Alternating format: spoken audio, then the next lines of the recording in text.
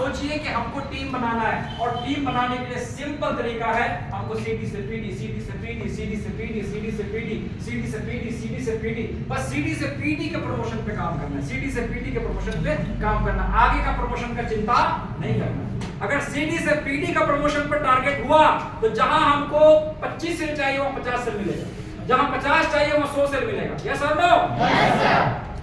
और सिर्फ अगर हम सोचेंगे कि हम ईडी हैं, हमको पता है 25 सेल चाहिए, तो वहां 25 क्या आपको 10 सेल भी नहीं मिलेगा। वहां सिर्फ अपने बारे में आप सोच रहे हैं, नीचे लोगों को आप सपना दीजिए, ड्रीम दीजिए, उसको बोलिए इस महीने में आपको पीडी बनना है, इस महीने में आपको पीडी बनना है, इस महीने में आपको पीडी बनना है, इस महीने में आपको डायरेक्ट सीडी टू ईडी बनना है। नीचे के लोगों का प्लानिंग कीजिए, उसके साथ में आप काम कीजिए, उसके साथ काम करवाइए लोगों को, हर लोगों को लगाइए कि आप नीचे लोगों के साथ काम करें।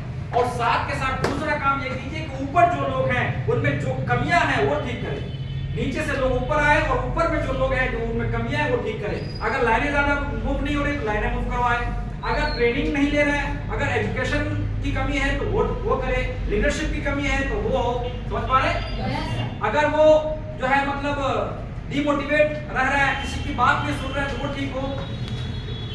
तो आपका हमेशा हर महीने फोकस क्या होना चाहिए? सीडी से पीडी बनाने का। अब यहाँ पर आपको लोगों के साथ बैठ करके क्या करना है? आपको प्लान क्लियर करना, प्लान समझाना है।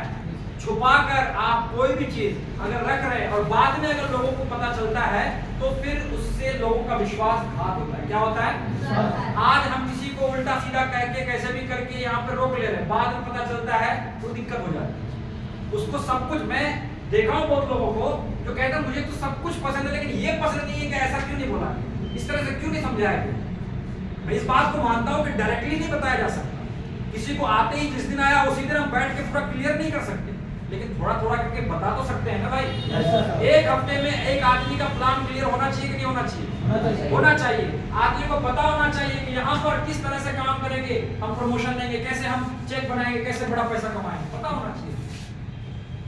तो लेवल की बात करें, पहली बात तो आप ये जानिए कि कंपनी हमें क्या क्या बेनिफिट देती है। पहला बेनिफिट क्या देती है हमको?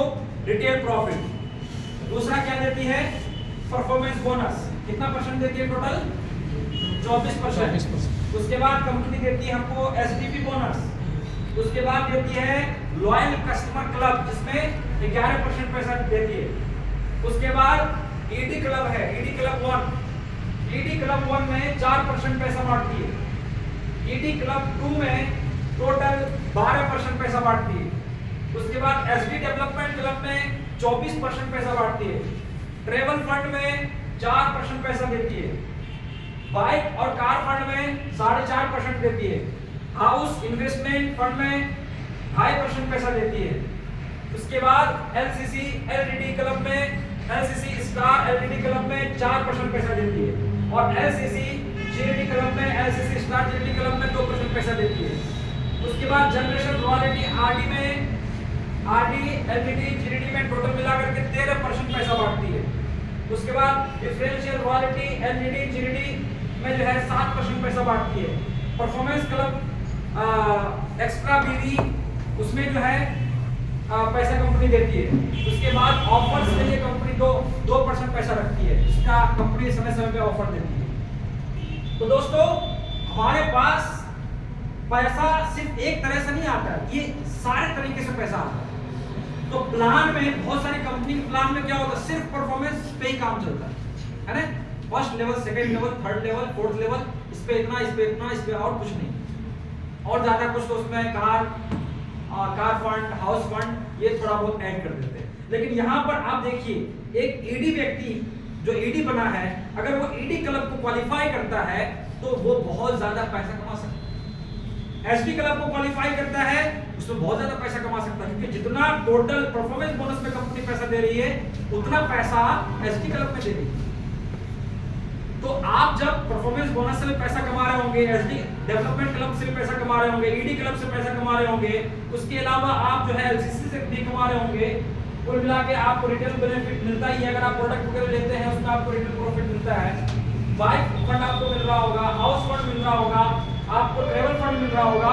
ये सब मिला के जब आप कैलकुलेट करेंगे तो आपका इनकम बहुत बड़ा बनेगा। यस और नो? अब बताइए कार फंड भी आपका इनकम ही है ना।